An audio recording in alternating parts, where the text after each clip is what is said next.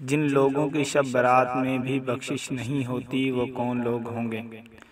اگر آپ اس چینل پر نئے ہیں تو اسے سبسکرائب کر لیں اور بیل آئیکن کو دبا کر آل نوٹیفیکیشن کو بھی دبا دیں۔ شکریہ۔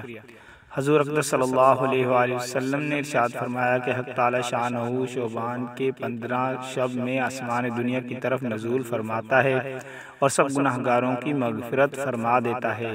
سبحان اللہ، یعنی جو مغفرت مانگتا ہے سوائے مشرک کے یا اس شخص کے جس کے دل میں کینہ ہو۔ نمبر 1، جادوگر کی بخشش نہیں ہوگی۔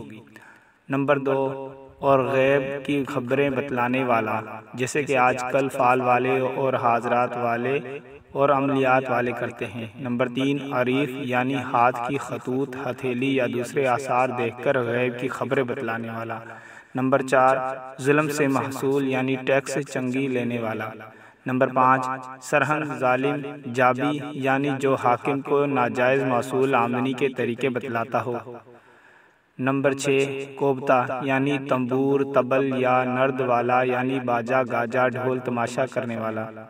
نمبر 7، ٹخنوں سے نیچے اوزار یا لباس پہننے والا، جیسے آج کل مرد حضرات اپنی شلوار ٹخنوں سے نیچے رکھتے ہیں، اس سے بچنا چاہیے۔ نمبر 8، ماں باپ کو تکلیف دینے والا۔ نمبر 9، ہمیشہ شراب پینے والا، بہیکی۔ ان سب کی بخشش نہ ہوگی جب تک کہ اپنے گناہوں سے سچی توبہ نہ کر لیں۔ اور اوزائی نے اس کی یہ تفسیر کی ہے کہ جو شخص بدعی اہل حق کی جماعت سے الگ ہونے والا ہو اس کی بخشش نہ ہوگی۔